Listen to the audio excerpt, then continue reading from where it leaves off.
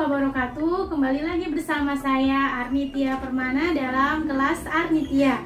Nah, kali ini kita mau membicarakan tentang teks eksposisi. Ini adalah materi bab 3 di kelas 8.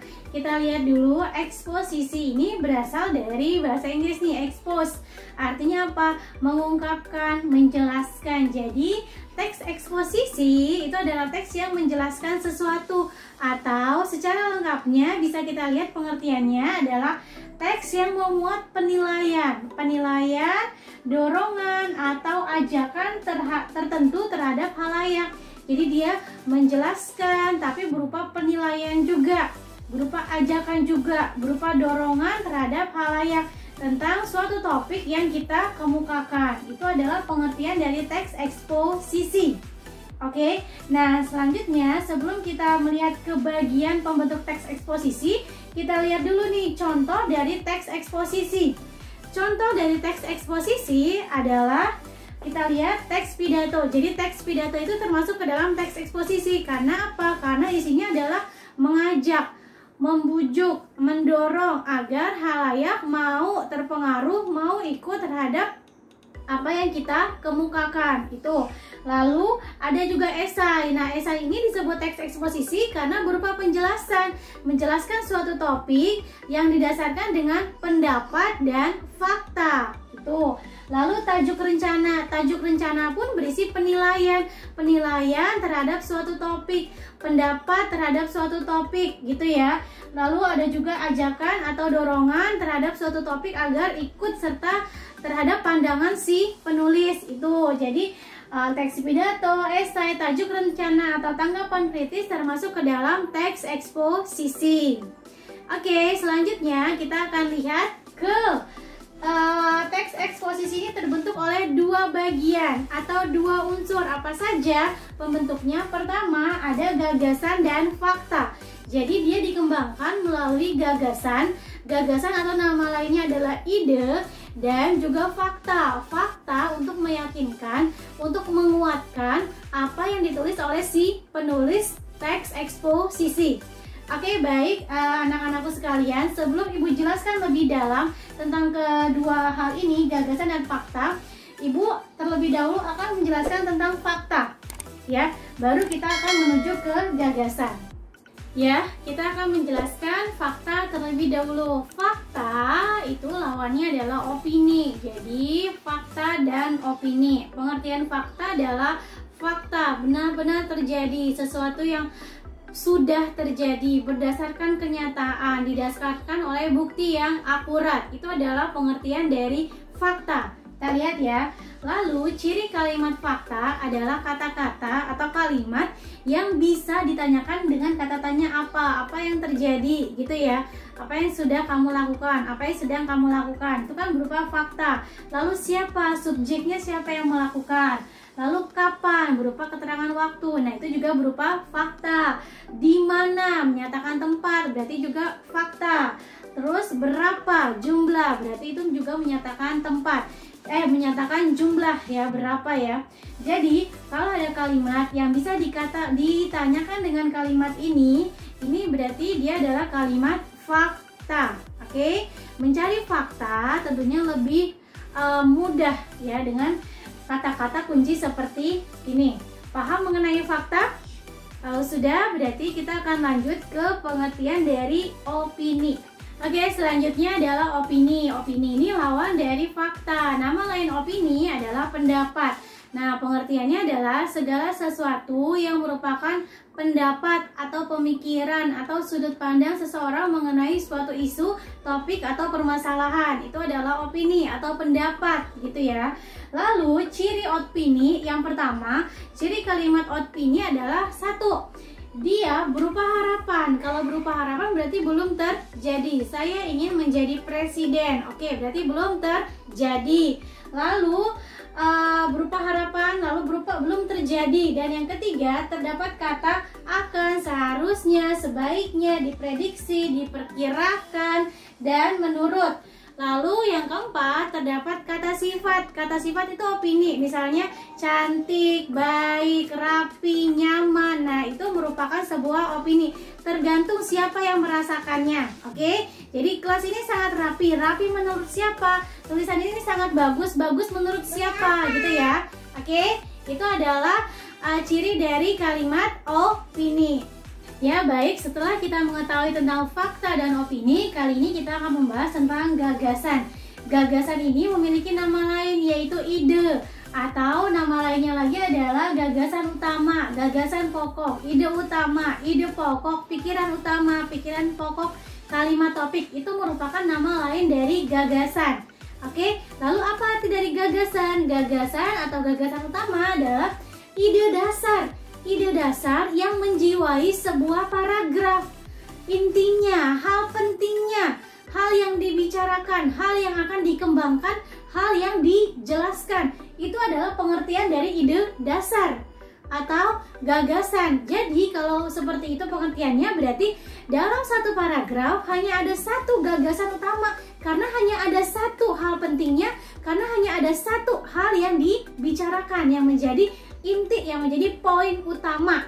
Oke, lalu apa perbedaannya dengan kalimat utama? Kita kan sering sekali ya, apalagi dulu waktu kalian SD, sering sekali ada paragraf lalu ditanya, paragraf tersebut memiliki kalimat utama di nomor kalimat, langsung kalian dijawab adalah kalimat pertama. Karena kalian membuat kesimpulan sendiri, kalimat utama namanya saja sudah utama, berarti dia adalah kalimat yang berada di awal, padahal tidak seperti itu pengertiannya. Oke, pengertian dari kalimat utama adalah kalimat dari atau kalimat yang berisi gagasan utama. Oke, kalau gagasan utama adalah ide dasar, intinya, hal pentingnya, hal yang menjadi poin pembicaraan, berarti kalimat utama adalah kalimatnya, kalimat yang berisi ide dasar, hal penting, inti dari sebuah paragraf. Oke, dan yang perlu diingat adalah kalau gagasan utama itu kan inti, berarti kita boleh tulis inti kalimatnya saja. Kalimatnya boleh kita ubah dengan kalimat sendiri. Oke, yang penting intinya sama, maknanya sama. Tapi kalau kalimat utama harus utuh, harus persis seperti kalimat yang ada di dalam teks. Jadi harus ditulis semua kalau yang ditanyakan adalah kalimat utama. Makanya kalau ada soal yang menanyakan tentang kalimat utama, lebih banyak menanyakan nomor kalimatnya, karena bisa jadi kalimat utamanya adalah kalimat yang panjang. Jadi cukup ditulis, ditanyakan nomor berapakah kalimat utama pada paragraf tersebut. Nomor 1 kebanyakan, ya kan? Tapi kalau yang ditanyakan gagasan utama pasti berupa kalimat, karena yang ditanyakan gagasan utama boleh inti kalimatnya, kalimatnya boleh kita ubah dengan bahasa sendiri, yang penting maknanya sama. Paham? Oke, jadi itu perbedaan antara kalimat utama dan gagasan utama. Mereka sama tapi berbeda. Untuk lebih jelasnya, nih akan Ibu gambarkan ya. Ini misalnya ini adalah sebuah mangkok ya, sebuah mangkok. Mangkok beserta isinya, nih mangkok beserta isinya adalah kalimat utama. Oke, berarti dia utuh. Tapi kalau isinya saja, dia disebut sebagai gagasan utama. Gitu, kalau mangkok seluruh isinya disebut kalimat utama, tapi kalau hanya isinya saja disebut sebagai gagasan utama. Sekarang ada yang mau bertanya, misalnya Bu, kalau saya mau nulis gagasan utama, tapi saya tulis kalimatnya utuh Bu, dari awal sampai titik gitu kan, misalnya dia ada di awal, terus dari kata pertama sampai titik, boleh nggak Bu? Boleh ya, kalau gagasan utama boleh kamu tulis intinya saja dengan bahasamu sendiri, boleh juga kamu tulis utuh kalimatnya, boleh. Oke, yang tidak boleh adalah kalau kalimat utama berarti dia harus utuh, nggak boleh disingkat-singkat, nggak boleh diringkas-ringkas. Paham? Oke, lebih mudah dipahami ya. Mudah-mudahan kalian lebih paham, lebih tahu tentang apa itu gagasan utama, apa itu kalimat utama. Dan jangan bingung ketika, Bu, tadi kan yang dijelaskan tentang gagasan, kok sekarang yang ditanya adalah kalimat topik, ya kan? Oh, ternyata Ibu sudah jelaskan nih. Topik atau kalimat topik adalah nama lain dari gagasan, nama lain dari ide, nama lain dari gagasan utama. Jadi mereka semuanya sama, jangan bingung. Oke, yang membedakan hanya kalimat utama. Kalimat utama juga bedanya cuma kalau utama utuh, kalau gagasan boleh disingkat, boleh diringkas gitu. Oke, selanjutnya kita masuk ke jenis paragraf berdasarkan letak kalimat utamanya atau berdasarkan letak gagasan utamanya. Yang pertama ada paragraf deduktif. Lalu ada paragraf induktif dan juga ada paragraf campuran. Nah, deduktif ini di awal, induktif di akhir, campuran ada di awal dan akhir. Cara mengingatnya adalah deduktif, induktif. D sama I dalam alfabetis itu lebih duluan mana? D atau I? D, berarti deduktif berada di awal, induktif berada di akhir, gitu ya. Terus deduktif ini paragrafnya itu polanya dari hal yang umum dulu ke hal yang khusus. Jadi dari hal yang mau kita bicarakan dulu, baru diperjelas, baru diperinci, baru diberikan penjelasan, diberikan contoh. Oke, jadi dari hal yang umum ke hal yang khusus gitu. Terus yang kedua, paragraf induktif adalah paragraf yang kalimat utamanya atau gagasan utamanya berada di akhir. Polanya adalah dari hal yang khusus ke hal yang umum. Jadi ke contoh dulu, ke penjelasan dulu, ke bagian dulu, baru ke hal umumnya, hal intinya, hal yang menjadi pembicaraan gitu. Oke. Nih, ke hal yang khusus dulu, baru ke hal yang umum. Lalu campuran ada di awal dan akhir. Loh, tadi kan kata Ibu gagasan utama itu hanya ada satu. Sekarang kok ada di awal dan di akhir? Nah, untuk paragraf campuran ini hanya berupa pengulangan. Misalnya, contoh paragrafnya ya, manusia sangat membutuhkan manusia lain.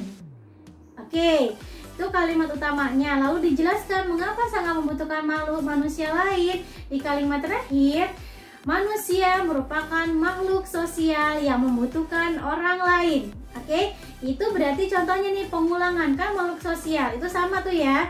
Oke, itu adalah contoh dari paragraf campuran. Jelas sampai di sini? Oke, sekarang berarti kita bisa simpulkan ya. Gagasan utama atau kalimat utama adalah hal yang bersifat umum atau khusus. Oke, kita lihat nih. Tadi deduktif ada di awal, berarti polanya umum khusus. Induktif, kalimat utama atau gagasan utamanya ada di akhir, berarti polanya khusus umum. Lalu campuran ada di awal dan akhir, umum, khusus, umum. Berarti kesimpulannya gagasan utama atau kalimat utama adalah hal yang bersifat umum. Oke, dia bersifat umum karena dia intinya, karena dia yang akan dibicarakan, karena dia yang akan dijelaskan. Gitu, paham ya? Oke. Nah, bagaimana contoh dari paragraf deduktif, Bu? Yang paragrafnya itu intinya, gagasan utamanya, kalimat utamanya ada di awal. Bagaimana? Nah, misalnya kalimatnya ada, paragrafnya adalah air adalah kebutuhan pokok manusia. Oke, itu gagasan utamanya. Air adalah kebutuhan pokok manusia. Kalimat kedua, air biasa digunakan manusia untuk bersih-bersih. Air juga digunakan manusia untuk memasak dan minum. Oke, nah air digunakan juga untuk kebutuhan manusia, misalnya memelihara hewan dan tumbuhannya. Oke, jadi tadi kan air merupakan kebutuhan pokok manusia. Itu umumnya dijelaskan kan untuk apa saja digunakannya. Berarti dia adalah paragraf deduktif, ada di awal. Lalu bagaimana paragraf induktifnya? Contoh tentang pasar nih ya, tentang pasar. Contoh paragrafnya misalnya pedagang asongan sudah berdiri di sepanjang jalan. Oke, di sepanjang jalan pasar. Pedagang baju sedang membereskan pakaian-pakaian yang akan dijual. Pedagang sayur sedang menata sayuran, bumbu-bumbu yang akan dijual sebelum pembeli datang. Oke, itulah kegiatan pasar pada pagi hari. Oke, itulah kegiatan pasar pada pagi hari, berarti itu adalah hal yang umumnya, intinya. Oke, kalimat awalnya tadi tentang asongan, tentang pedagang baju, lalu pedagang sayur, itu adalah rincian atau penjelasan dari gagasan utama, dari hal yang umumnya. Paham? Oke, mengerti ya? Oke, itu tentang jenis paragraf berdasarkan letak kalimat utama atau gagasan utama. Oke, selanjutnya adalah penjelasan tambahan dari Ibu. Jadi, kalau dalam satu paragraf nih ya, dalam satu paragraf hanya terdapat satu gagasan utama atau hanya terdapat satu kalimat utama. Itu yang perlu diingat ya. Jadi, dalam satu paragraf hanya terdapat satu gagasan utama atau satu kalimat utama. Nah, kalau dalam satu paragraf itu ada 5 kalimat, otomatis itu adalah terdiri atas satu kalimat utama atau satu gagasan utama, berarti 4 kalimat sisanya adalah gagasan penjelas atau gagasan khusus. Oke, jadi itu misalnya kalimat 1 dia paragrafnya deduktif nih, berarti ada di awal ya gagasan utamanya. Nah, berarti kalimat pertama adalah gagasan utama. Berarti kalimat kedua, ketiga, keempat, dan kelima adalah gagasan penjelas atau gagasan khusus. Oke, paham? Ya. Oke, ini adalah penjelasan mengenai KD 3.5 ya, tentang menjelaskan atau mengidentifikasi informasi dari teks eksposisi. Oke, KD 3.5. Setelah ini selesai, kita akan masuk ke KD 3.4.5. Oke. Nah, seperti biasa setelah kita menyelesaikan materi ini, Ibu akan memperlihatkan latihan dan cara pengerjaan kepada kalian. Sebelumnya akan Ibu perlihatkan dulu jenis paragraf deduktif, induktif, dan campuran. Lalu kalian akan Ibu minta mengerjakan latihan sesuai contoh yang Ibu berikan. Ya, tadi kan kita sudah tahu tentang jenis paragraf berdasarkan letak kalimat utamanya. Tadi juga kita simpulkan nih, kalimat utama atau gagasan utama berarti yang bersifat umum. Nah, sekarang bagaimana cara mencarinya? Cara mencari gagasan utama. Caranya adalah pertama, baca awal dan akhir kalimat. Kok awal dan akhir kalimat saja, Bu? Iya, karena tadi kan kita sudah tahu nih, kalau dia tidak di awal deduktif, kalau nggak di akhir induktif, atau campuran awal dan akhir. Berarti cukup baca awal dan akhir kalimat, lalu setelah itu kalian tentukan mana kalimat yang paling umum, mana kalimat yang bisa dibagi-bagi, mana kalimat yang bisa dijelaskan, mana kalimat yang bisa diberikan contoh. Oh iya, kalimat pertama, berarti selebihnya adalah kalimat penjelas.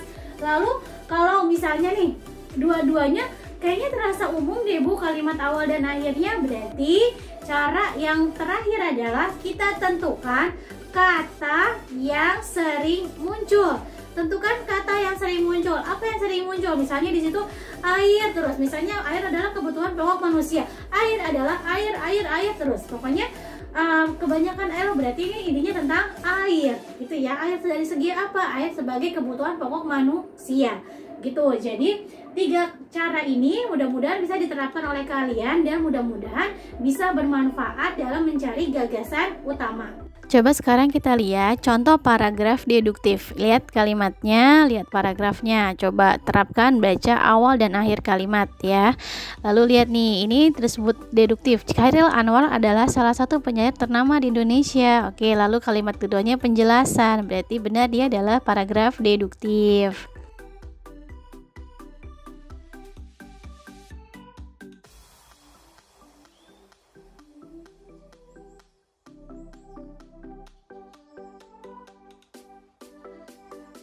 Yang ini adalah contoh paragraf induktif. Lihat, diawali dengan penjelasan, terdapat musim penghujan, lalu terdapat banyak sampah, apalagi dangkalnya permukaan sungai, lalu kalimat terakhir tidak mengherankan apabila banjir datang. Jadi intinya banjir mengapa bisa terjadi, karena tadi penjelasan di kalimat 1, 2, dan seterusnya.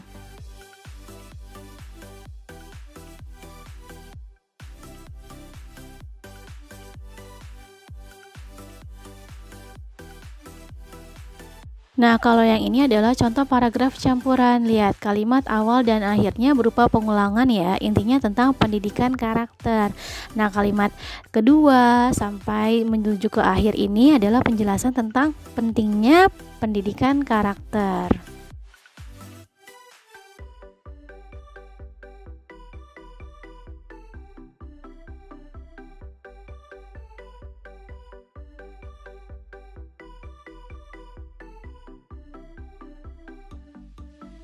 Nah, sekarang kita akan mengerjakan latihan. Latihannya adalah menentukan teks eksposisi. Jadi, kalian buka buku paket halaman 65, kemudian baca kelima teks itu atau paragraf itu ya. Lalu isilah tabel berikut. Teks 1 termasuk nama teksnya apa, apakah dia eksposisi atau bukan, lalu berikan alasannya.